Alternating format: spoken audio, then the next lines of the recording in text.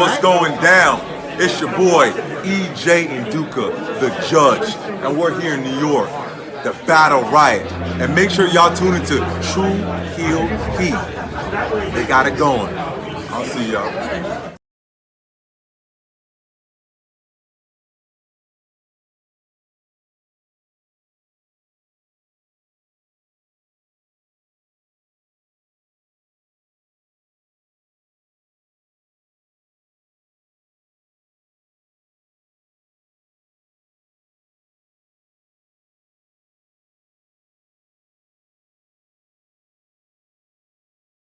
This is M-Dog20, Matt Cross, and you are listening to True Heel Heat.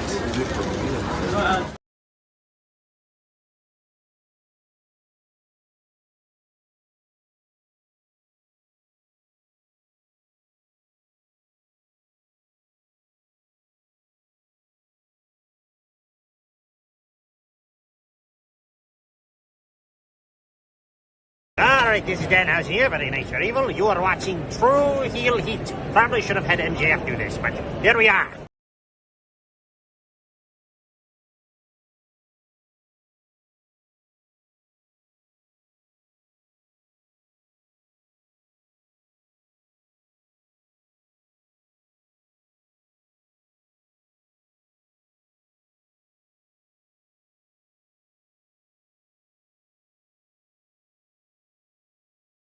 Rob Van Dam, listen to True Heel Heat.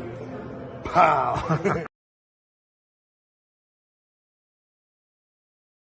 Hey guys, it's Thunder Rosa and welcome to True Heel Heat.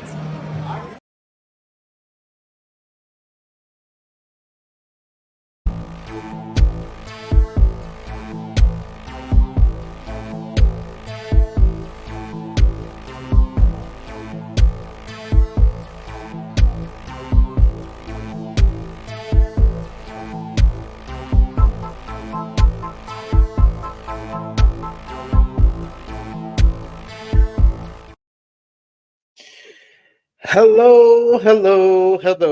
It is me, your True Heel Phenom, SP3. We are live on the True Heel Heat YouTube, Facebook, and not Twitter, for Collision Discourse, number 37, reviewing the July 27, 2024 edition of AEW Collision, as well as Battle of the Belts 11. Of course, this show taking place from Arlington, Texas. And no, I am not joined by my esteemed colleague, Sober Guy JJ. He is MIA, I guess. I couldn't even fathom what he is doing because he's not here. So I am here riding solo. You've been here before. You know the deal. We are here every single Monday, 2:05 p.m. Eastern Time. We try our best 2:05. Last week it was 4:05, but 2:05 p.m. Eastern Time to review AEW Collision from Saturday night. And we have another one taking place from the Esports Stadium. Excuse me, I was about to say arena. Esports Stadium from Arlington, Texas. We appreciate y'all if you are joining us live. We appreciate y'all if you are watching us on demand. Remember to show your appreciation back. The simplest way possible is by dropping the thumbs up on this video. You can also share this video with all your wrestling fans, friends, and family on all your favorite social media platforms. If you are new to the True Heel Heat YouTube channel, welcome aboard. We are here pretty much 7 days a week with content, whether it be shorts, whether it be videos, whether it be interviews, whether it be live streams like you're watching right now. We are here, the best wrestling YouTube channel in the land. That is the achievement we are trying to reach. So we need your support to do that. The best way to support us, a couple of different ways. You can drop the thumbs up on this video, helps the YouTube algorithms and shows your appreciation back. You can also share this video, like I said before, with all your wrestling fans, friends, and family. You can also hit the subscribe button, hit the bell to stay notified for all the great content here, so you're always up to date and with us for all our live streams when we are here on the True Heel Heat YouTube channel. And then if you're watching us on Facebook, if you're watching us on YouTube, you can sound off in the live chat. We love to interact with all of you, especially when I'm doing these solo reviews, these solo endeavors. I need your support. I need you guys to sound off in the live chat. Give me your hot takes. Give me your thoughts. Give me your questions. What you got about AEW Collision and AEW Battle of the Belts 11? 3 hours of content that we got on Saturday night, and I'm here to review it in probably under an hour because I'm by myself.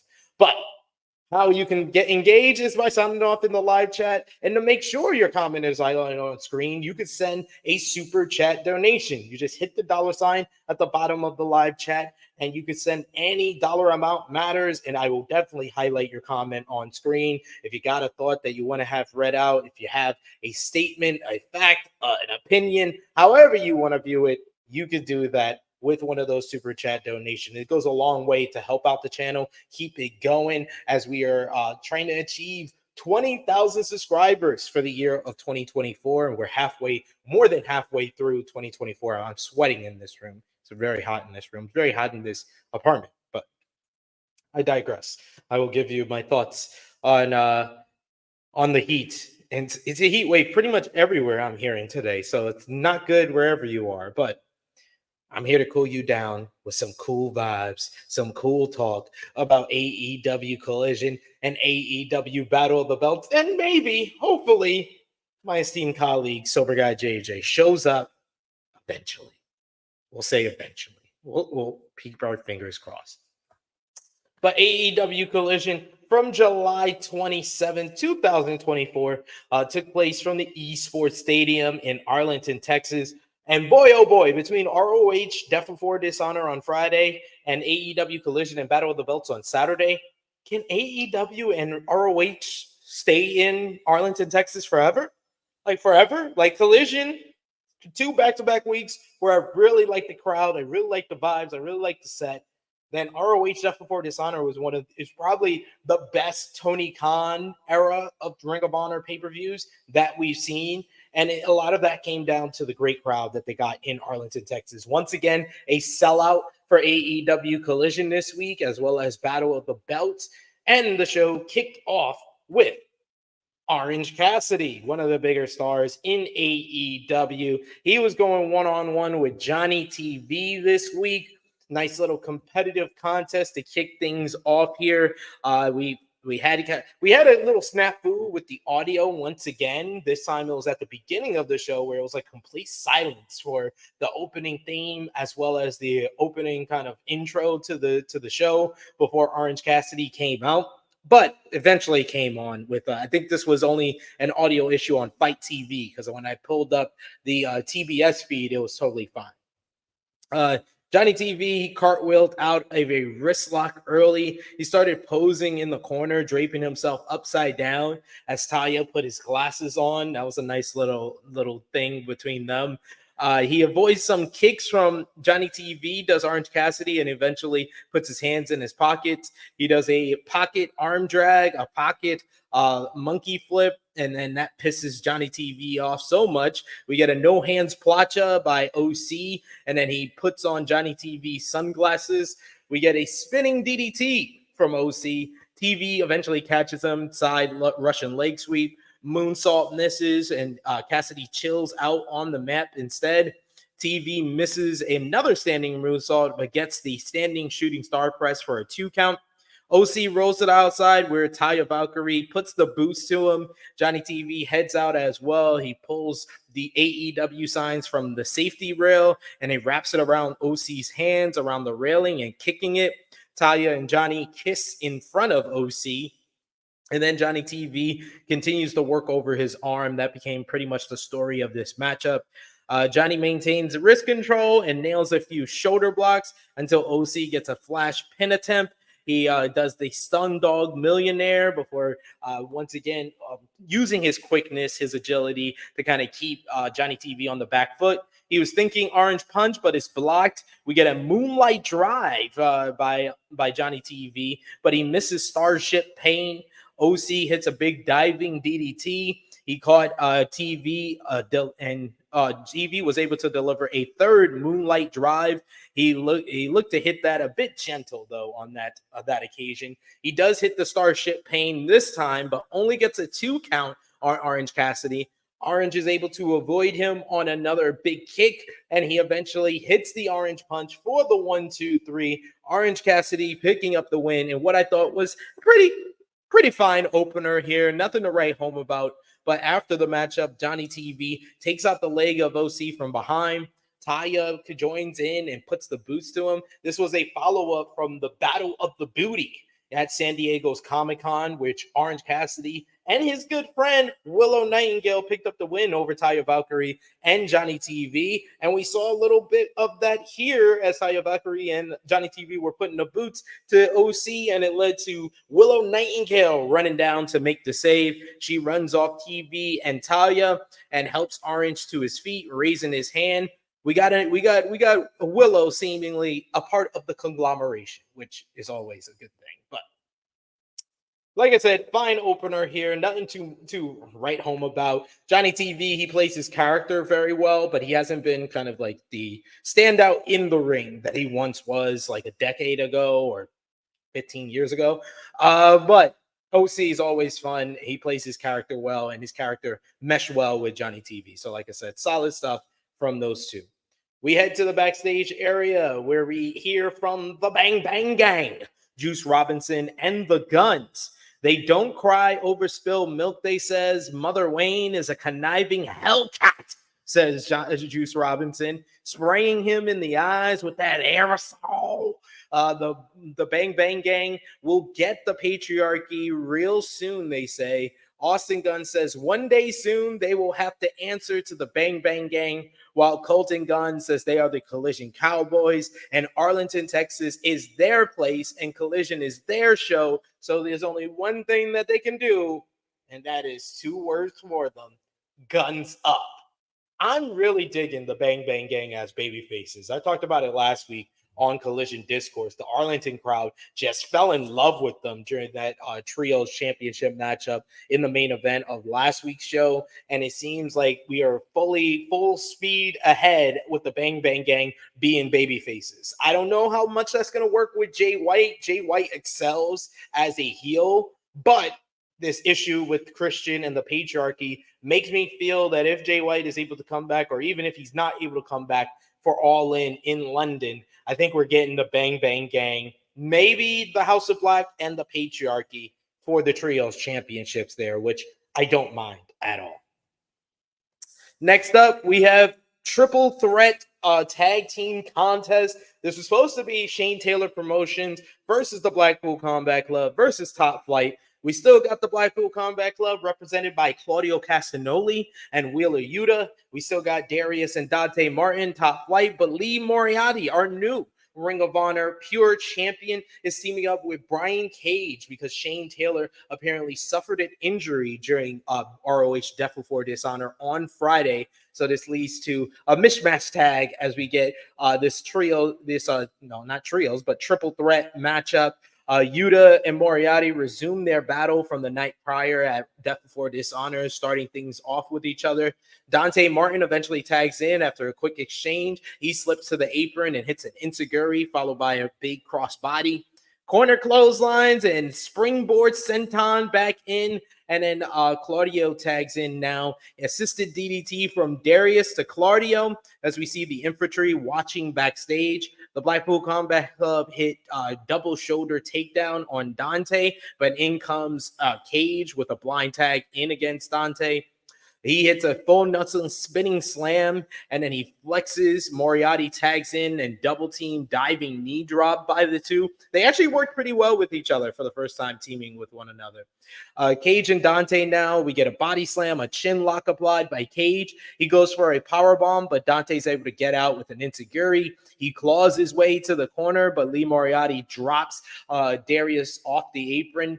Lee tags in. He hits a Shining Wizard, which only gets a 2. Yuta tags in, but Lee sends him right back out.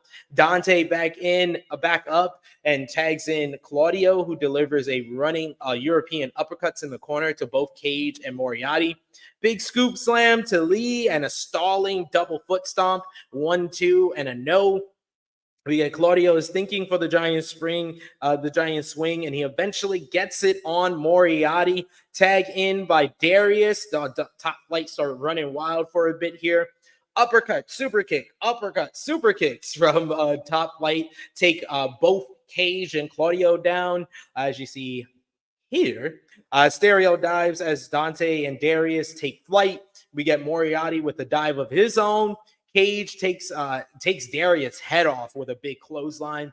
Lee is back in. Yuta is legal too. He drop kicks Moriarty, sending him out of the ring, and then he gets the seatbelt pin on Darius Martin to pick up the victory for the Blackpool Combat Club. Claudio Castagnoli and Wheeler Yuta picking up a win. I'm thinking with Yuta, not with the pure championship. Maybe we'll get some focus on the Blackpool Combat Club as a tag team, maybe going after the tag team championships. They do have unfinished business with FTR. I would love for them to do the rematch between Wheeler and Claudio versus FTR. BCC, FTR have pretty much been feuding for the past couple of months. I thought we were going to get a run in, but my daughter needs to put some clothes on before she makes a run in.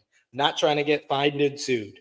But BCC and FTR, I think we need to get a matchup between them on an episode of Collision, whether it be next week or the week after, before we get to All In, because I really feel like FTR needs to get a strong win against an established tag team, and especially a tag team where the last three times they faced the Blackpool Combat Club in 2-on-2 tag team action. They lost at Revolution, and then there was the 2 time limit draws, one on Dynamite, one on Collision, with Yuta teaming up with Claudio, and then Claudio teaming up with Moxley. They still haven't been able to beat the Blackpool Combat Club this year, so I need them to get a victory over them before they can get another shot at the AEW World Tag Team Championships, unless you're going to throw the Blackpool Combat Club in there as well. I wouldn't mind if Moxley comes back and we get Moxley and Claudio involved in the tag team title scene, even though it does look like we're going to get FTR, the Young Bucks, and the Acclaim at All In. There we go. There's the run-in. Now she's wearing clothes, so we could show her on screen. Say hi to everybody. Hi, everybody. Say like, share, and subscribe. Like, share, subscribe. And send super chats. Send super chat. See, this is the co-host I need. You're not going to review the rest of the show with me? JJ didn't show up. I need a co-host. Send a super chat. You know the deal. My daughter's here to guilt y'all into doing it, I guess. We got I Make Beats in the chat. Good to see you, good fella. He says, what's up, SP? Hope you had a good weekend. Much love, everyone. Appreciate you for joining us in the chat today. Remember to drop that like, my good sir. But yes, I did have a good weekend. Spend it with the family, spend it with y'all on Sunday. Saw Deadpool and Wolverine. That's why I'm making educated wishes from now on. Go out of your way and watch that movie. That movie is a must watch. And MCU Marvel is back, baby, with all the news from San Diego Comic-Con as well as Deadpool and Wolverine. But we talked about it with the opener with Orange Cassidy. The Conglomeration is everyone's new favorite babyface stable in AEW. We see the Conglomeration backstage with Lexi Nair. She wants a word with them, but in comes first other Conglomeration members, Orange Cassidy and Willow Nightingale, who hype up OC's win earlier, as well as Willow's upcoming matchup, and she wants to be a part of the Conglomeration fun here as they have a trios matchup later in the night. Lexi asks how Mark Briscoe is holding up after Blood and Guts and his bloody Ring of Honor World Championship matchup at Death Before Dishonor. Briscoe says that, I'm a little exasperated. The word of the day is exasperated. But they have a new induction into the Conglomeration. And he tells Kyle to hold his baby, which is the ROH World Championship. And Kyle starts throwing it up in the air like it's a little child, because we do have a baby here, as Mark Briscoe cuts the baby and introduces the newest member of the Conglomeration, Little Jay Briscoe. And my Lord, this kid is made for this business. This kid is all about the business. Briscoe is all hyped up, and the kid is just nodding. The kid's like, I'm used to this. This is my dad. Kyle is getting hyped as Briscoe is hyping things up. You got Uncle Ishii with the stone face as always. And Briscoe says that he feels exasperated, but they're going to get out thing and get the win because they're the conglomeration, and the conglomeration is on top, and it doesn't matter if they exasperated, tired, or anything. We're going to pull through, and we're going to pick up the victory against those premier athletes. Oh, yeah, baby.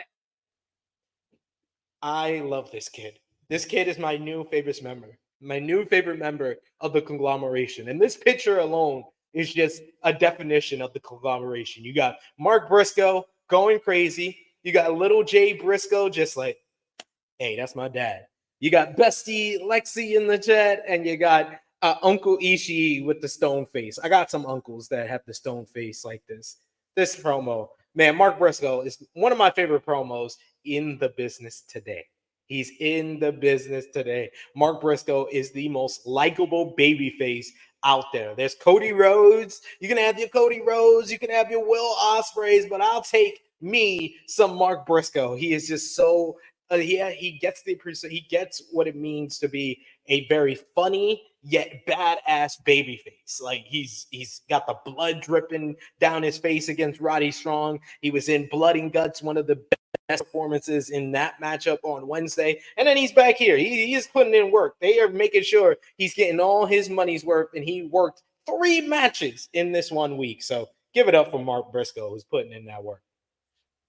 Match 3 on the show, you had Hologram in his second matchup, and boy, oh boy, was Hologram over with this Arlington crowd. The Arlington crowd loves their lucha libre, and they love them some Hologram. Big Hologram chants when he comes out with the neon lights intro deal with the light up jacket, which looks pretty cool. And he's going up, I said it last week, I was like, he went up against the base god, Gringo Loco. I was like, there's one other guy that would be a great matchup for him. I said it would be Beast Mortos. And boy, oh boy, I was right. But man, this was even better than I expected.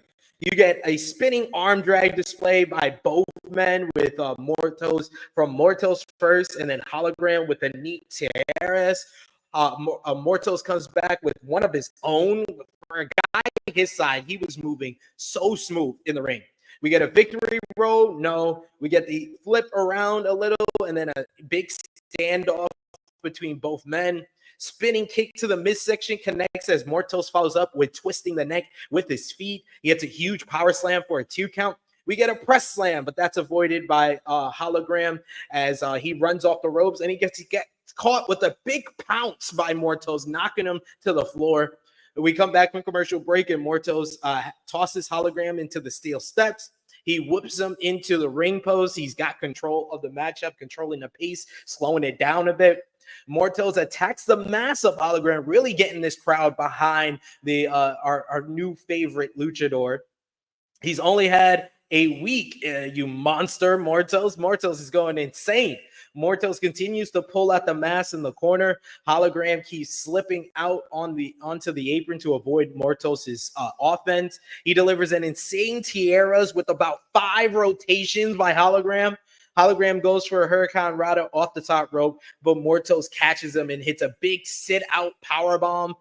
Slight miscommunication on the cover with the referee. It eventually gets a 1 count. To their feet, Hologram hits a big boot. Insecurity, they both head to the apron. Hologram rolls up Mortos' body and hits a huge Canadian destroyer on the apron. Hologram goes to the top rope. He walks the ropes and nails a big flipping senton to the outside. That was ridiculous. Hologram re-enters the ring for another dive, but Mortos almost catches him in a suplex, but the momentum takes them down, both down. That was crazy as well. We get the best dive of the matchup was when he goes through the ropes for a tope suicida. He lands upside down. It looks like Mortos going to catch him for a powerbomb, but he just shifts his body all the way where Mortos lands on freaking near like the ramp that is a couple of feet back. This was ridiculous. Hologram stands on Mortos' shoulders and then hits a ridiculous-looking Poison Rana, only gets a 2. Mortos catches him with a torture rack into a backbreaker. Spinning lariat only gets a 2 count. We get an Insecurity in the corner. We get Mortos goes to the top rope. Hologram cuts him off, though. They both stand on the very top rope where Mortos hits my favorite move in his arsenal, that top rope press slam. But Mortos is able to reverse it into a Hurricane Rana from the top rope. He then goes for a springboard crucifix bomb, which was ridiculous, and then rolls up Mortos for the 1-2-3.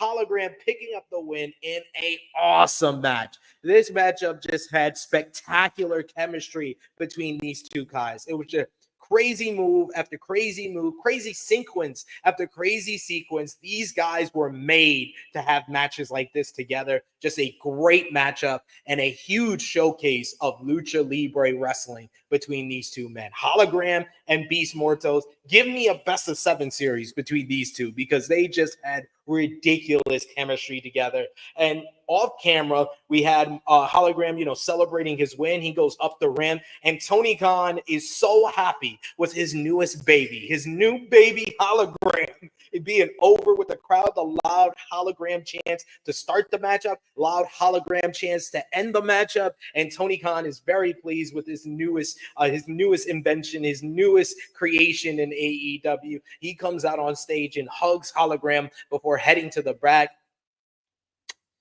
Chef's kiss. This stole the show. Out of all 3 hours, man, that was the best matchup. It made, if you watched True Hill Heat yesterday, we did it on a special Sunday edition. This right here made it into my top 10. I had 10 matches that I gave in my matches of the week because it was such a great week of professional wrestling with TNA Slammiversary, with ROH Death Before Dishonor, with all the regular shows, Blood and Guts, Ross, NXT had that banger with the Rascals. But man, I had to list this matchup on the list. Mortos and Hologram. Mortos is really putting up his resume. Really, he's putting up buckets, if you will. He is hooping on Collision. He had the great banger earlier in the year with Ray Phoenix in Jacksonville. He had that great matchup to open the show yesterday against Darby Allin. Yeah, I forgot. I make beats. Yeah, I had G1. I had Uemura versus Takeshita, which is still the best matchup in the G1. But hey, if you've been keeping up to date with my Twitter, you know how much I love Gabe Kidd versus Shingo Takagi this morning. I make beats, but follow me at True Hill SP3. I'm doing live tweets during the G1, and I love that matchup. That's right up there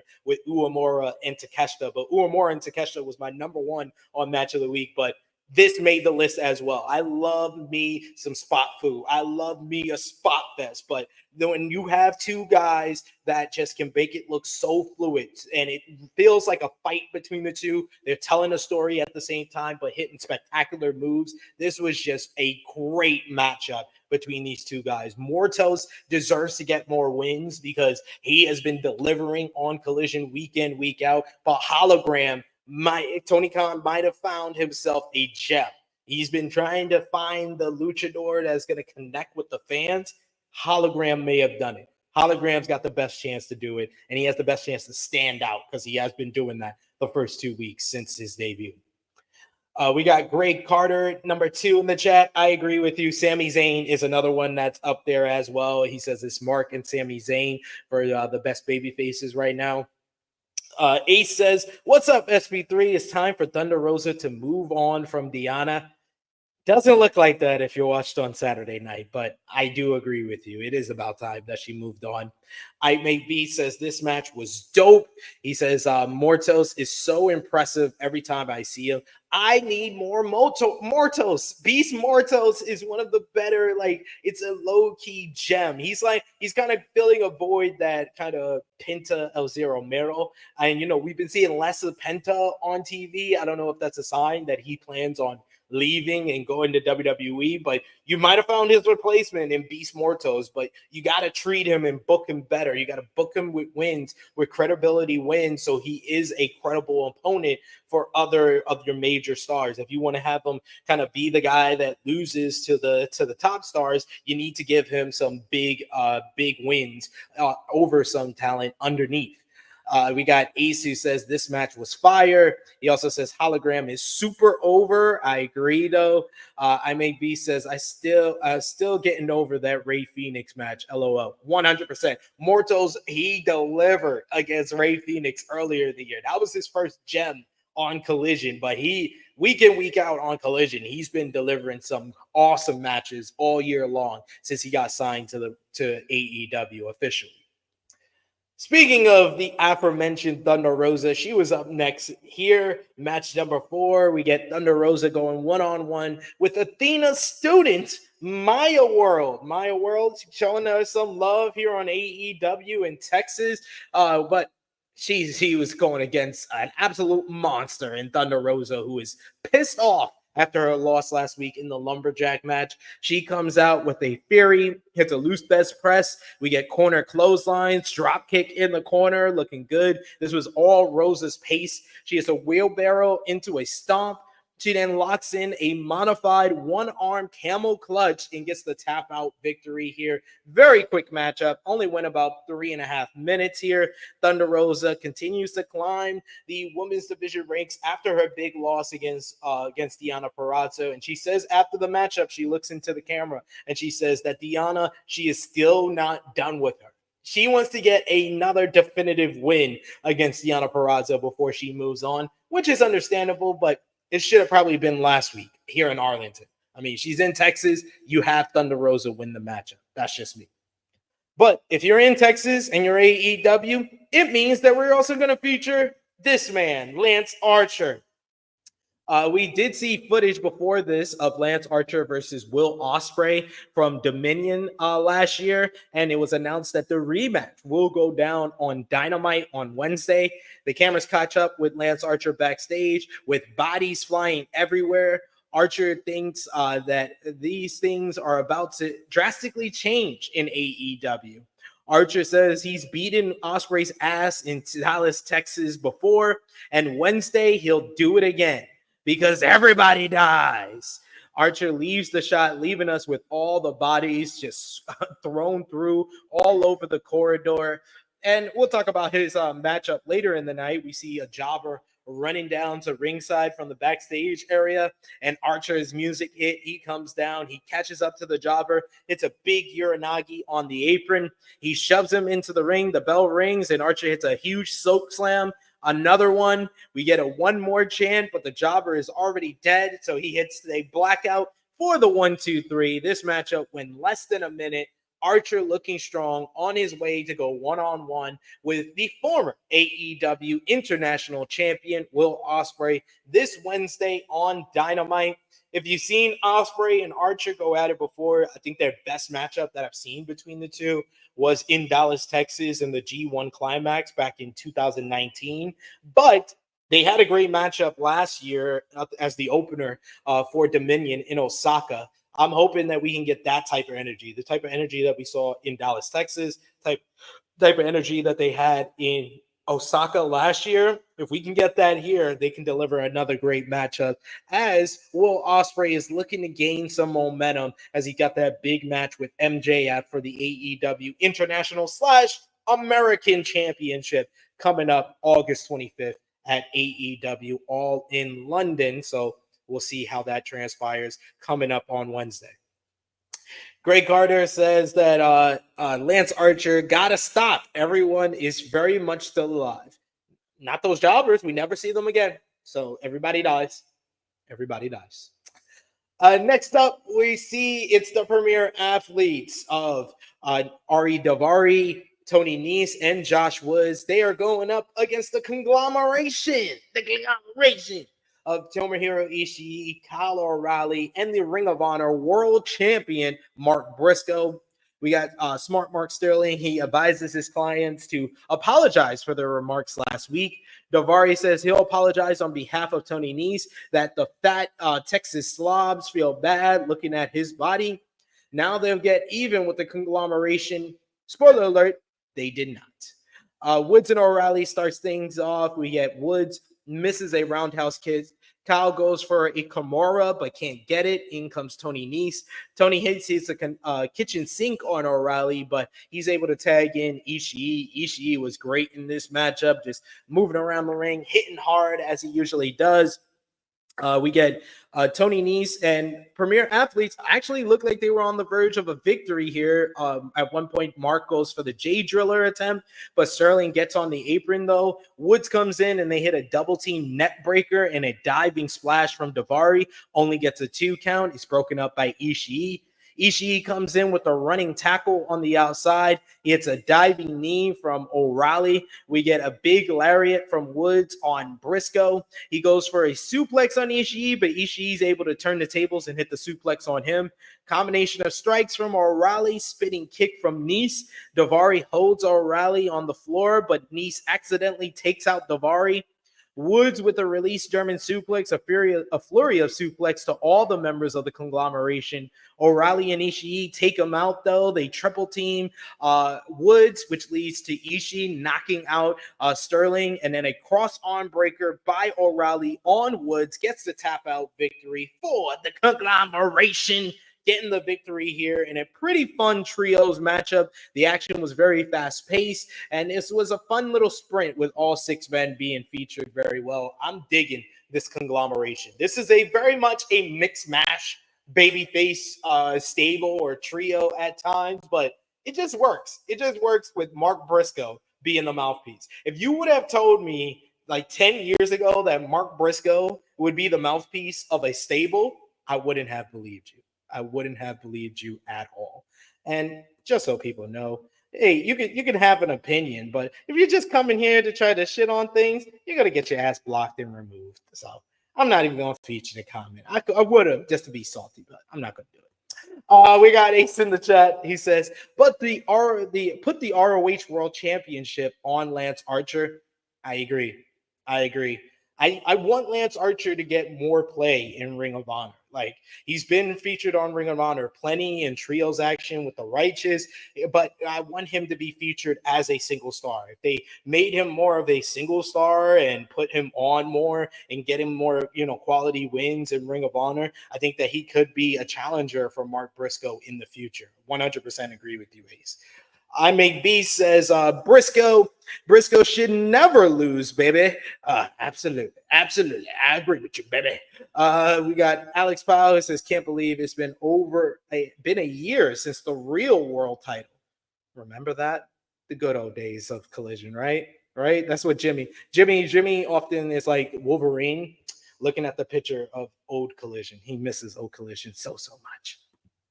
We head backstage from Wednesday. There's Chris Jericho, the FTW champion, after his victory against Minoru Suzuki, has an interview with Renee. Jericho confirms Suzuki broke his fingers in a terrible show of sportsmanship. Jericho says he's not through with Suzuki, and he's going to chop him 200 or 300 times after Suzuki chopped him about 100 times on Wednesday. As for Shibata, who got involved in the Learning Tree's business, they're coming for him. He says there's no Hook, there's no Samoa Joe. Shibata has no one left, so the Learning Tree will take him out as well. We shall see. Then it was time for probably the highlight of the show for many people. FTR back in the ring and back in in-ring action for the first time in a few months there. As they are going up against the debuting MxM Collection. Love the commitment to the gimmick that Mansoor and Mason Madden have to this gimmick. They make it work within their matches, and it works out so well. And they're getting over. They quickly are getting over with this Arlington crowd between their debut in ROH on Death Before Dishonor on the pre-show, and then this matchup here. You get Dax and Mansoor starting things off. We get a leg trip by Mansoor, and he walks across the back of Dax in a blatant show of disrespect. Shoulder block from Mansoor as he poses to the camera. That leads to him getting a big chop by Dax Harwood. Body slam by Dax. Mansoor evades in the corner as he goes to strike a pose, but he's chopped down again. Wheeler flies in. Cash Wheeler flies in with a big crossbody from the apron.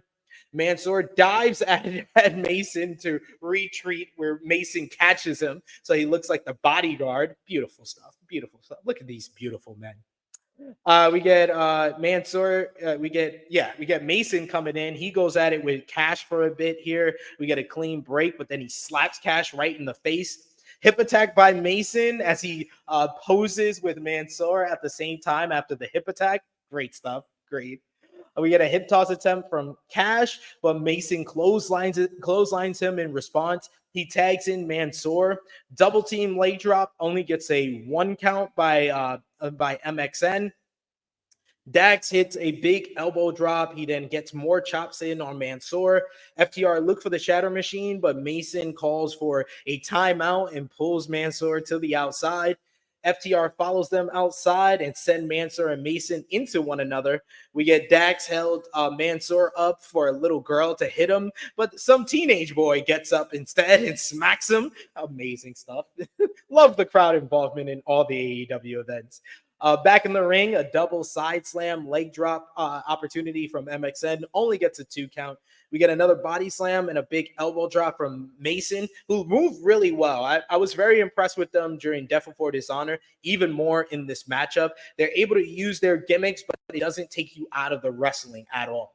Mansoor controls Dax on the mat with a chin lock and shoulder submission, but Dax is able to work his way out of it. Mansoor looks for a suplex, but Dax gets a cradle, and Mason distracts the referee, so he doesn't get the 3 count. Mansoor works over Dax in the corner now. Mason comes in, a dropkick hip attack combination, only gets a 2. Mason locks on the bear hug on Dax. Dax bites his way out of it on Mason. Mansoor takes Cash off the apron, where MxM hit the heart attack on the Bret Hart fans. That was great stuff by these two guys. We get Dax with a backdrop on Mansoor, and he tags in Cash. Cash starts running wild. He gets jabs on Mansoor, drop kick, arm drag, uppercut, excuse me. Running knee to Mason, and then a roll up on Mansoor, only gets a 2 count. He hits the gory special bomb on Mansoor, only gets a 2 count once again when Mason makes the save. Mason goes for a choke slam, but Cash able to avoid it. He headbutts him instead. Pinning combination from Mansoor, another pinning combination from Cash. Those get 2 counts. Mansoor misses a moonsault and gets sent into the turnbuckle. Dax Cash tags in. He goes up to the top, but Mason kicks him off.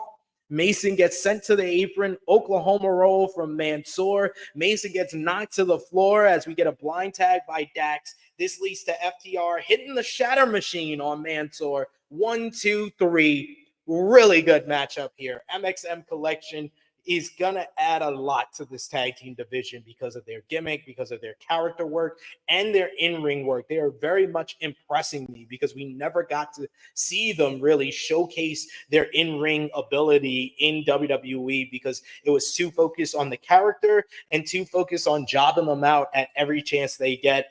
But FTR pick up a quality win here in their first match back since Dax's injury. MxN killed it here. They are just amazingly entertaining in the ring and with their character. FTR is always good, and this was the right team to go up against MxM, especially if you weren't going to give MxM the win. They needed to lose to a tag team with a bunch of credibility, and it don't get any better than FTR, the former 2-time AEW World Tag Team Champions. And then the post-match put them over in a big way as FTR took the time to not just shake their hands, but no, they wanted to touch tips with MxM, who accepted the touching of the tips. This was so much fun. Really fun matchup. Really good stuff from MxM, who, man, I really wanted them to be really strictly Ring of Honor if you're going to make them a Ring of Honor act. But boy, oh boy, you put it all together. Like, it just blows my mind that MxM have a Vince McMahon gimmick creation, and they have made it work a lot better outside of WWE than they ever did in WWE. Their commitment to it is just top notch. FTR made for good dance partners for them in their AEW debut. This was a really quality stuff from all 4 men involved here. Really enjoyed this matchup. We got Here in the chat, Louisville saying similar to me. He says, taking an awful VKM gimmick and making this magic with it. Impressive work from truly talented people. I want the world for Mansoor and Mason. Man, they have just showed themselves as really great, really great. They're just really great, genuine people in general. The work that they did with Uganda and helping out the soft ground wrestling organization, going across the independent scene and showing their worth over there. And now in Ring of Honor and AEW, they're showing they got good stuff there as well. Alex Powell saying, give us FTR versus GYV next. Please. Like I said, I need FTR to get a win finally over the BCC because they haven't been able to defeat the Blackpool Combat Club in 2024, whether it was Claudio and Wheeler, which they went to the time limit draw against, or whether it was against Moxley and Claudio, which they went to a time limit draw on Dynamite earlier in the year and lost to them at Revolution. They need to get a victory over BCC before they get a World Tag Team title shot. But hell, if you got time, give me GYV before All In, or throw GYV in some type of multi-team matchup at All In for the tag team title. Why not? We got Frantic World who says, what's up, SP3 in chat? I like that Tony Khan gives some wrestlers a chance in AEW and ROH. And they're showing their worth. And definitely that's what MxM have done on Friday and Saturday last week. We got Louis with a super chat donation. Thank you so much, Louis. We always appreciate that support. You could hit the $sign and send your own super chat donation if you want to make sure your comment is highlighted on screen, or if you want to touch tips with me. Put your tip on the screen, Louis, so we could touch tips. He says a tip for SP3 to touch. See, I'm touching it. I'm touching it on my screen, but I'm trying to touch tips with Louis. I hope Louis is putting his tip on the screen, and all of you can touch tips with me.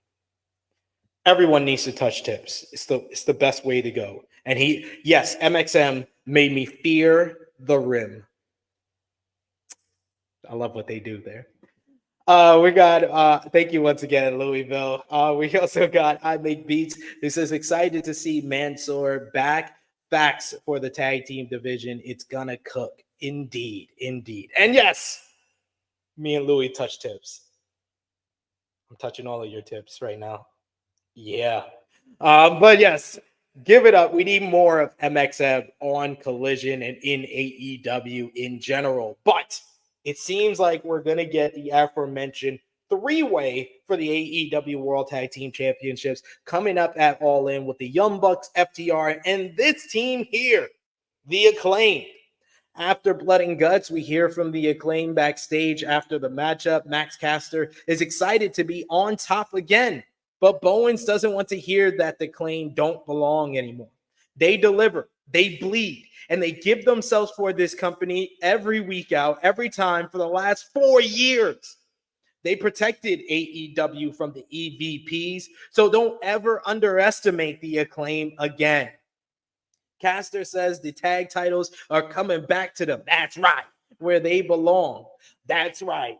Caster turns his attention to FTR, who he says he had to sit at home on Saturday and FTR claimed that the Acclaimed aren't serious. Well, why weren't FTR at Blood and Guts then? Why weren't they defending AEW like they did? Bowen says that it's time to put up, it's time to nut up or shut up. This more serious side of the Acclaim is very welcome. It might be too little too late for some people, but I think that that Anthony Bowens gets it. And he is really doing some of the best promo work of his career. I said it on AE Ramble this week. Anthony Bowens was the guy who impressed me the most. You could have gave MVP for Blood and Guts to Mark Briscoe, to Darby Allin, to Swerve and Hangman for their rivalry and the electricity that they created in the matchup. But Anthony Bowens was the person who impressed me the most in that matchup, putting his body on the line and having one of his best babyface performances in that matchup. So if Caster can bring up the rear and follow along with his tag team partner, I will be okay. And I think that the three-way is a much better option than FTR versus the Young Bucks or the Young Bucks versus the Acclaim in 2-on-2 action. Give me the three-way. That's the best possible option with these three teams involved. And then finally, we had the main event of Collision. It was the Bastard Pack, the former AEW All-Atlantic champion, going one-on-one with Lio Rush. We get a snapmare takedown by Lio. Pac controls him with a waistlock, but Rush with an arm drag to escape. Step up to Harris by Rush. Tilt-a-whirl backbreaker cuts him off, though. We get Rush mounts a comeback with some kicks to the midsection. Wheelbarrow is caught, but Lio holds on to the ropes and gets a pinfall for 2. Running elbow from Pac catches Rush in the jaw. Lio gets caught with a spinning kick to the midsection. A running kick to the head keeps him on the mat. Pac sends Rush to the outside. He whoops him into the railings. He grabs the slam here sign we've seen all night and looks to slam Rush right there. But Leo's able to shake his head and walk off. No, Pac just shakes his head and walks off and said, got to get that heat when you're versing Lio Rush, who's an ultimate babyface. Lio battles back out of a suplex attempt. He kicks Pac right in the face. He goes for another Tijeras, but Pac catches him with a huge powerbomb for a 2 count. Pac goes up to the top rope, but Lio is able to get up to his feet. Pac misses a drop kick, and Rush holds on to the ropes as Pac tries to hit a snap German suplex. Nicely done. On the outside, Pac is sent into the ring post, and then a tope suicida connects by Lio. One more right to the guardrail. Man, the way he hits those tope suicidas is so smooth, and it looks so violent with the speed that he picks up. Lio gets him back in the ring. It's a Falcon Arrow for a 2 count. Pac gets Lio on the top rope. He looks for a superplex, but Leo's able to hold on to the ropes. Big headbutt, kick to the head. Lio goes for a rebound stunner, but Pac able to catch him. Hits a big German suplex where Lio lands on the back of his head. Pac goes over to him, but Leo's playing possum. He catches him with a kick. Another snap German from Pac, but Lio responds, getting to his feet and hits a poison Rana. Rebound stunner, only gets a 2. Lio goes to the top rope for the final hour, but Pac is able to get his knees up. He goes for another German suplex, but Rush rolls through, reverses into a close near fall. Big time lariat by Pac, and then he immediately gets on the brutalizer for the tap out victory here. Very strong main event to the show. Just fast-paced action, a nice showing by Lio Rush in a loss. It was smooth, high impact, high flying, and it felt right as the main event here with Pac. The only nitpick that I have is I need Pac to have a promo to address the fact that the AEW International Champion no longer exists. The fact that MJF and Ospreay has already been announced for All In. So how are you going to get your Wembley moment? Are you going to have to beat Ospreay or MJF to get your way into the matchup? Are you going to have to beat MJF for the American Championship to bring back the International Championship and change the matchup at All In? We need to address the fact that Pac has the number 1 contendership, has a title shot in his back pocket before we're able to kind of move on with everything. But I like the fact that he got a squash win on Dynamite this week and then a strong win against a credible opponent in Lio Rush here on Collision. We also got here in the chat, we got Louisville who says, need a Young Bucks promo telling them to shut up and scissor. Absolutely. Yeah, I agree. I Make Beats says, is there a Humper Chat link? I can't send YouTube Super Chat because of location. No, we don't have a Humper Chat link here, I Make Beats. I will work on that, though. I didn't know that there was issues with the Super Chats depending on location. You can support us by, I think you can hit the join button, though, regardless of location, by becoming a member. $1 a month, and I always will highlight your comments in any way I can if you're a member of the channel, or patreon.com/TrueHillHeat. $3 a month. You get exclusive content over there, and I always try to highlight our Patreon backers in the chat as well. But you know me, I'm always trying to highlight any comments because you're one of the people that we've been seeing more often in our community. So we appreciate that support. And I agree with you. He said fire promo by The Acclaim. Bowens is great. But he also says, nah, Jeff Jarrett was the MVP. What y'all chatting? Come on, stop. Don't do that, Skip. Don't do that. Ace says Anthony Bowens was the MVP of Blood and Guts matchup. I agree with you there. Frantic World with a good shout saying, I can see Bowens in the Continental Classic this year. I didn't think about that, but might be onto something. Might be onto something.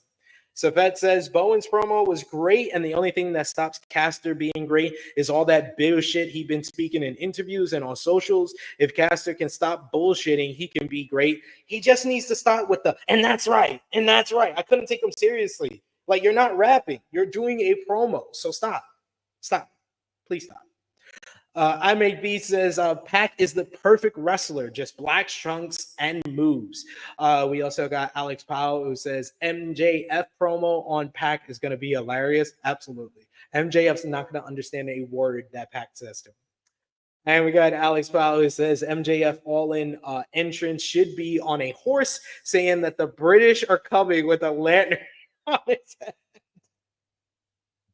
Might be on to something. You might be on to something here. I'm just saying.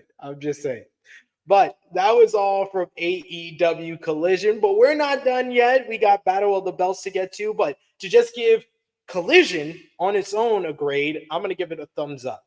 Another fun night from the Arlington Esports Stadium. It's a thumbs up for me for the Collision side of our 3-hour block. Out of 10, I will give Collision a 7.5. 7.5, really good stuff. It just worked. And I'll give an overall score with Collision and Battle of the Belts together after we're done with Battle of the Belts. My match of the night for Collision and probably the night overall, Hologram versus Beast Mortos. 1,000%. Hologram and Beast Mortos stole Saturday night from me. That was the best match I saw from AEW on that night between the two shows. MVP for this show, I might have to. I'm gonna give a co-MVP. I'm gonna give it to Hologram, and I'll give it to MxM. MxM, despite taking the loss, they had a great showing in their debut. They looked really good, so gotta show them love, and I'll give them co-MVP with Hologram. And the LVP for the show, I'm not gonna give it to a jobber because I could give it to all the jobbers that Lance Archer beat down. But I'll give it to Johnny TV. I'll give it to Johnny TV. He took Johnny TV and Taya between the two shows. They did not have a good night when it comes to victories. But this is more for him losing. And I thought that the match could have been better if Johnny TV was more focused on delivering good in-ring work. He plays his character very well, but I want to see a great match from Johnny TV. I want to remember that Johnny TV can give me great matches. So I was a little disappointed by that matchup, and he took the loss there. So I'll give it to Johnny TV. But let me know in the chat who you give match of the night, MVP, LVP, out of 10. What did you give Collision? Just Collision by itself, because we're about to get into Battle of the Belts. We got in the chat here, Ace who says 7 out of 10 for Collision. We got Safet who says 7.6 out of 10. Okay, for Collision there. Ace says Diana is 3-1 against Thunder Rosa, so they don't need to run it again. They don't need to, but they will. Unfortunately, they will. Alex Bow says Mortals versus Hologram was dope. Conan lost them both and might lose Vikingo too. Man, yeah, if that happens, if he loses Vikingo, Alex Powell, I will retroactively give Conan LVP for the show. Safed says his match of the night was Mortals versus Hologram. Ace is in agreement on that one. I made Beast is like, what about Lance Archer versus Random Jobber? I mean, that was close. We got Safed who says MVP, Hologram, and Bowens for that promo. That's a good. We got Ace who says Hologram and Lance Archer. And yeah, LVP for the sound guy for messing up the start of the show. Yeah, you're right. I make this. Actually, I would give him co-LVP with Johnny TV. You're right. And yes, how could I forget? The honorable mention for MVP for me, Little Jay Briscoe and the entire conglomeration that he is the leader of now. I'm sorry, Mark. You can be the mouthpiece, but Little Jay Briscoe is the leader. We got Louisville who says MxM for him for MVP. That is also fair. Like I said, I gave MxM co-MVP with Hologram. But keep coming with those comments in the chat. If you are feeling generous, you hit the $, send a super chat donation. Always appreciate those because we got another hour of AEW content to get through here. Match 9 on the night to kick off Battle of the Belts was a non-title bout. It's a AEW Women's World Championship eliminator matchup as we got timeless Toni Storm going one-on-one with Taya Valkyrie. This is Toni's first match back since the brutal attack by Mariah May after she won the Owen Hart Foundation Women's Tournament. And she's going one-on-one with Taya Valkyrie. Her first match back on AEW in a while, in my opinion. I mean, I've seen her on ROH because I review it every single week, Overweight Kate, on the Fightful main channel. But I think this is her first time back on AEW since like early this year when she lost to Deonna Purrazzo. Taya takes off her sunglasses and throws them at Toni to start things off. Toni grabs them and puts them on. She then hits a Luthez press, showing her aggressiveness early on. She kicks Taya in the gut and hits a suplex. She hair pulls her across the ring. Taya recuperates on the outside, but Toni nails her with a hip attack. As Taya walks past the ring, Storm heads out, but then is sent into the steel steps. Taya hits a big running double knee attack against the steel steps on Toni. Taya gets Storm on her shoulders and drops her face first on the apron. Back in the ring, she hits a sliding lariat on Storm for a 2 count. Storm slaps Taya, but Valkyrie hits a butterfly bomb for a 2 count. Single leg crab is applied, but Storm is able to get her way out of it. She hits a backstabber off the middle ropes. We get a fisherman suplex, gets a 2. Storm is thinking hip attack and nails it. She tries to go for Storm 0, but Taya is able to avoid it. So Storm hits a rapid fire DDT for a 2 count. Taya shoves Storm into the corner, slaps her chest a few times, slapping those tits off, and kicks her in the back and hits a sliding German suplex for a 2 count. We get a shoulder block. Valkyrie goes for the road to Valhalla, but it's not enough as Toni kicks out at 2. She locks in a modified STF, but Storm grabs the ropes. Curb stomp delivered, but Storm has her hand on the rope. She moves her hand from under the rope and then eventually just holds the rope. It was funny because commentary tried to tell us that Taya moved her hand. No, Toni just moved her hand so she can grab the ropes in for a 2 count. And then out of nowhere, Toni hits a big headbutt, then nails the Storm 0 for the 1-2-3. Timeless Toni Storm picking up the win here against Taya Valkyrie. This match going just a shade over 9 minutes. It was solid enough matchup, decent enough showing from Taya here, who got the better of Toni for much of this matchup. Not the strongest way to bring back Toni after a recent attack by Mariah May, and I felt like commentary could have done a better job of kind of explaining that Toni is still not recovered from the beatdown of Mariah May to kind of really explain why Taya was dominating most of this matchup. But post-match, it got better. As post-match, Toni Storm gets on the mic and says that first things first. She says she is the slut that you can't rebut. She is the whore that will settle the score, and the tramp is still the champ. Yes, she called herself a slut, a whore, and a tramp. Only timeless Toni Storm. She says, Mariah May, and chokes up a bit. She breaks down. She goes to her knees. She says, you were perfect. Mariah was all of her dreams come to life. And sometimes she was an even better version of Toni than herself. But Mariah made one minuscule mistake.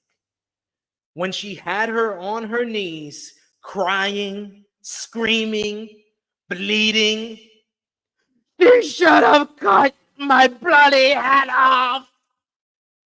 The crowd went insane for this final line. Toni Storm, between the one-line promo she did on Dynamite and then this promo here, I am loving this more unhinged, broken, timeless Toni Storm since Mariah May stabbed her in the back These promos are just so, the emotion, you can hear it in her voice. The emotion that she is putting through is just so great stuff. It shows a different side of this timeless character. I loved this promo. This promo may have been the best thing on the Battle of the Belts hour. I loved it so much. 100% agree. I make beats.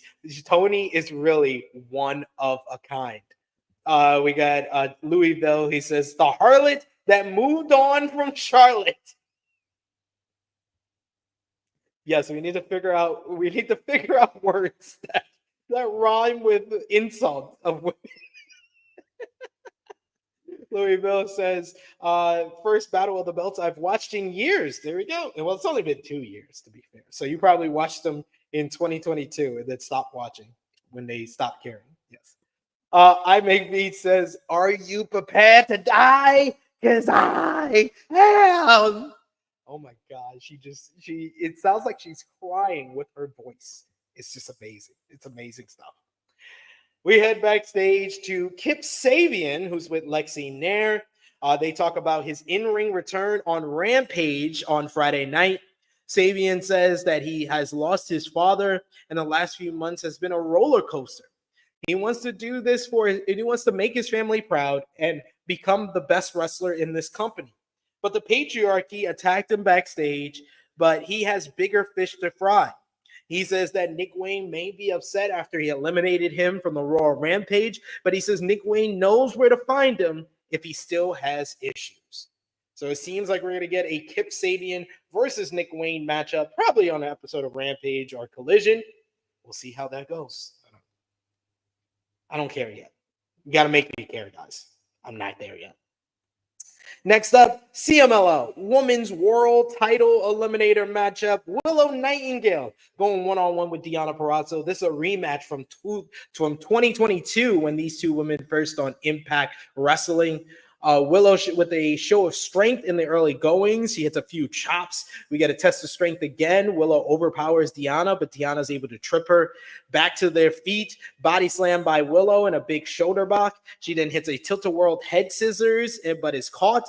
Willow dumps her on her freaking head with like a DVD or a slide slam. That was oof. I hope Deonna's okay, but that did not look good. We get Deonna controls the matchup, going after the Harn. Willow eventually comes back with a hip attack in the corner. She hits a big boot and a spine buster for a 2 count. Suplex delivered by the champion. Willow goes up to the top rope, but Deonna pulls her backwards and she falls right on the back of her neck. This was like a receipt. But Willow comes back with a DVD, though, only getting a 2. Willow places Deonna on the top rope, heads to the top rope, and she hits a big superplex. Deonna holds on, though, but she hits a big forearm. Willow fights out. They trade strikes for a bit, with Willow coming off the ropes with a huge running lariat. Both women down. With both women down, you get Taya Valkyrie, who comes down to the ringside area looking to help out Deonna Purrazzo like last week's lumberjack match. She has the turnbuckle pole from last week. Standing switch from both ladies. Deonna reaches for the turnbuckle right in front of the referee, but here comes Thunder Rosa. She fights off Taya. They fight to the backstage area. Meanwhile, Deonna gets caught with the pounce, and then Willow hits the Babe with the powerbomb for the 1-2-3. This match going a shade over 11.5 minutes. Apart from the scary as fuck bumps, this was a nice little high energy affair. They packed in a lot of action into the 11.5 minutes that they had here, and Willow picking up a quality win before she has another CMLL World Women's Championship Eliminator matchup coming up this Wednesday on Dynamite, as she will go up against her rival and former best friend, Chris Statlander. Like I said, solid affair here with Deonna and Willow. It was just scary with those bumps that they were taking on the back of their necks. I was like, you don't have to hurt each other, ladies. I'm going to be entertained because I like the both of you, but please don't hurt each other. Please don't. Frantic World says, oh no, I hope Kip and his family is okay and keep him away from Christian. Christian is coming for him, and he's going to insult him for having a dead father. Ace says Chris Statlander has to win on this Wednesday night on Dynamite, but I wouldn't be surprised if Willow beats her again. Please don't. Please don't. Because I can only imagine what Jimmy Macaron's going to say on Thursday if Chris Statlander doesn't win. He's going to say that the whole heel turn was a failure. And I'm going to have to agree with him if they do that. So hopefully Chris gets the win to set her up for a CMLL Women's World Title matchup in the future, preferably at All In. Give me 3 women's matches at All In. Wouldn't that be a change of pace? 3 women's matches on the main card of the pay-per-view? Come on. Why not? And then finally, we ended off Saturday night with the main event of Battle of the Belts for the Ring of Honor World 6-Man Tag Team Championships. It was the Undisputed Kingdom represented by Matt Taven, Roderick Strong, and Mike Bennett going up against Dustin Rhodes and the Von Erichs with Kevin Von Erich in their corner. You also had the man of the hour, the newest member of the Ring of Honor Board of Directors, Paul White, is on commentary for this matchup. We get Strong and Ross, who started off this match. I will say, like, the Von Erichs are very charismatic. They're also pretty green still in the ring. They're not the best workers, but man, there's so much charisma on this babyface side. Like Dustin Rhodes and the Von Erichs in Texas, they were just the ultimate baby faces. And this turned out to be a really fun trios matchup. Just high energy. Undisputed Kingdom played the right foils for them. They know how to bump and feed for their opponents. You get late in the matchup, you get them going after Kevin Von Erich getting the Iron Claw on Matt Taven on Roderick Strong on the outside. Meanwhile, Shibata comes down to the ringside area and gets the Iron Claw on Matt Taven. Inside, you get Mike Bennett, who gets triple team. He gets the Iron Claw. He gets a discus clothesline from Marshall Von Erich. And finally, you get Dustin Rhodes, who hits the final reckoning for the 1-2-3 to pick up the victory here. Man, the crowd was on the edge of their seat for this one, but this was a feel-good ending, closing to Battle of the Belts with our first title change on Battle of the Belts since what? The first edition of Battle of the Belts that also featured Dustin Rhodes when he lost to Sammy Guevara for the interim TNT Championship. They did not explain well how the unified trio championships are now split. I got it from them stripping Juice Robinson and the Guns of the trio championships. That made it ununified, I guess, but that was not explained well at all. And what was the point of unifying the trios championships if 2 months later, because of an injury, you're going to split them again? Hey, we got a crowning achievement moment here. A nice little babyface ending to the show. Shibata celebrating with the Von Erichs and Dustin Rhodes as they are the new ROH 6-Man Tag Team Champions. The locker room pours out with baby faces coming out to celebrate with Dustin and the Von Erichs. We even get the streamer treatment for this victory here. With that, the Battle of the Belts comes to a close as we see Texas cheering on their Texas boys, Dustin Rhodes and the Von Erichs. The Rhodes and the Von Erichs teaming up with each other for the first time since the 1980s. And for the first time since signing with the company back in 2019, Dustin Rhodes is finally a champion. It may be the Ring of Honor 6-Man tag team titles, but a champion is a champion, and I'm happy for Dustin Rhodes as well as the Von Erichs, who are just a very charismatic tag team. They got a lot of potential in them. I really, really want to see what they can do as a trio with Dustin Rhodes. So this is a very fun matchup. Undisputed Kingdom losing again in a major matchup. Color me shocked? No, I'm not. But it was the right choice here. I mean, the Von Erichs and Dustin Rhodes were not going to lose in Texas, especially if you're giving them the main event spot on this show. But the crowd bit on a bunch of the near falls late. They thought that the Dustin and the Von Erichs could lose. Even I did, especially when they hit that combination Undisputed Kingdom, when they hit all their big moves, followed by Roddy hitting the sick kick.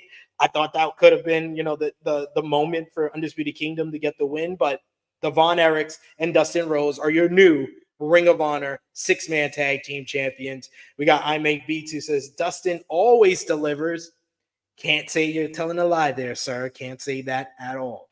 We also get I Make Beats who says, both the Rhodes boys holding gold. What a time to be alive. We got Rhodes and Von Erichs all over the place holding championship gold. Feels like the 1980s all over again. Alex Powell says, I guess the Von Erichs are going to challenge for the tag belt. I mean, you did have them as a trio beating the Ring of Honor World Tag Team Champions, so I wouldn't mind the Von Erichs versus Taven and Bennett for the Ring of Honor World Tag Team Championships. And I think that Ring of Honor is the right place for the Von Erichs. They can be a very popular tag team, especially when they're in their residency in Arlington. I would love to see them eventually sign on with AEW and ROH and be one of the stalwarts over there. They could be a nice young tag team that you can build up on the Ring of Honor brand. We also got Safet, who says, thanks to Christian Cage for injuring Jay White to have the trio stripped away from the Bang Bang Gang.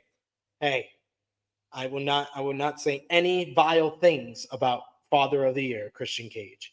I May Be says, poor Roddy losing twice in one weekend. He can't buy a break. Damn it, can't buy a break. And 100%, we talked it shortly. Check out the True Hill Heat flagship podcast, LeVay, where we talked about, yes, big news for the MCU. Robert Downey Jr. is Dr. Doom. Damn. Frantic Girl says, I hope ROH will be the AEW version of NXT. We also talked about that on the flagship with Tony Khan said, following Death Before Dishonor, about AEW potentially being a name with Ring of Honor, AEW, ROH in the future. I said this about a year and a half ago that that's what they should do, because AEW ROH will probably sell more tickets and probably be a better brand that you could do televised, TV tapings on its own if it's under the AEW banner. NXT is not NXT. It's WWE NXT. That's why they got their deal with USA. That's why they got their deal with the CW network, because WWE is the moniker. That is the Coke. It's Coke Zero. It's Coca-Cola Zero. It's not Zero. If you're going to do an offshoot of the main brand, you got to have the main brand a part of it. So AEW Ring of Honor is not sacrilegious. As a longtime Ring of Honor fan since early to mid 2000s, I don't think that this is, taking away what Ring of Honor can be. It's actually going to be Tony Khan's chance to rebuild Ring of Honor after it was really already WWECW for AEW. They made it ROH dark for much of it. But if they're going to have a renewed focus, renewed care, and consistent creative, and potentially have it air on Max, it's going to need to be AEW Ring of Honor. We're all going to have to expect that. And then finally, we got Alex Powell, who says, SummerSlam is this Saturday, and I'm lukewarm going into it. We shall see. I'm in the middle. I think I'm about, if this was the pay-per-view preview, which we're going to do on Wednesday, from 0 to 10, I'm at like a 6.5, 7. I think that can get higher after tonight's Monday Night Raw, but we'll see. We'll see on Wednesday. I got some big guests with me on Wednesday, so check us out with that. Check us out tomorrow with Rated Raw review. But let's finish things up for AEW on Saturday night. AEW Battle of the Belts. Thumbs up, thumbs down, thumbs in the middle in 3, 2, 1. Actually, a thumbs up for Battle of the Belts. I was actually surprised that I'm giving it a thumbs up. I'm going to say out of 10 Battle of the Belts. We had a pretty decent opener with Storm and Taya. Solid matchup with Deanna and Willow, and a very fun main event, and a title change for once on Battle of the Belts, despite that being the only title on the line, really. But all that withstanding, it was a fun little hour of programming, so thumbs up. I'm going to give it out of 10, a 7 out of 10. So the total score is about the 7.25 for Collision and Battle of the Belts. Timeless Tony Storm, I do agree, Louisville being on the show and Willow made it feel more important, especially that Timeless Tony Storm promo. I could have done with the promo and not the matchup where Taya kind of dominated 7 of the 9 minutes that we saw, but I will say Timeless Tony Storm being on the show and just the overall kind of set and feel to the Arlington crowd makes this a much better Battle of the Belts than it usually is. I agree with I Make Beats. So 7 out of 10 for me, 7.25 for the whole entire Saturday night. Match of the night from Battle of the Belts was the Dustin and the Von Erichs versus Undisputed Kingdom. MVP for Battle of the Belts, I'm going to give it to Timeless Tony Storm for that promo. That promo was excellent. Excellent stuff. And LVP for Battle of the Belts, I'm going to have to give it to... Yeah, it's going to be Roderick Strong. Roderick Strong, you lost back-to-back nights. Not even the Undisputed Kingdom as a whole. It's going to be Roderick Strong. I'm sorry. I make beats. I do agree. Mark Briscoe and Roderick Strong, if you haven't watched it already, excellent match from Death Before Dishonor. Another match that made my matches of the week on the True Hill Heat flagship podcast. And we have my daughter making a run-in. You're mad? Because you want them to send more super chats? You tell them. Like, share, and subscribe. Okay. I'm almost done. Let me just sign off, all right? Kissy? Fine. Okay. I'll see you in a bit. I'm finishing up right now. All right, guys. You know the deal. Put the thumbs up. LVP was Roderick Strong. Put the thumbs up on this video. Let me know in the comments down below what you thought about Collision, what you thought about Battle of the Belts. Last call for super chat donations. And yes, that's what Harlem says. Yeah. Tell them. Say like, share, and subscribe. Subscribe. All right. For Harlem, it is me, your True Hill Phenom SP3. Thank you so much for watching us live. Thank you so much for watching us on demand. Remember to share this video with all your wrestling fans, friends, and family. Hit the subscribe button if you haven't already. I will be back tomorrow, 1:05 p.m. Eastern Time, right here on the True Hill Heat Wrestling YouTube channel. We're Rated Raw Review with me and Romeo breaking down tonight's Monday Night Raw. But until then, for myself, for Sober Guy JJ, who never showed up, hopefully he's all right. For Harlem, this has been Collision Discourse number 37 for the July 27, 2024 edition of AEW Collision and Battle of the Belts 11. We are signing off until next time. Later, y'all.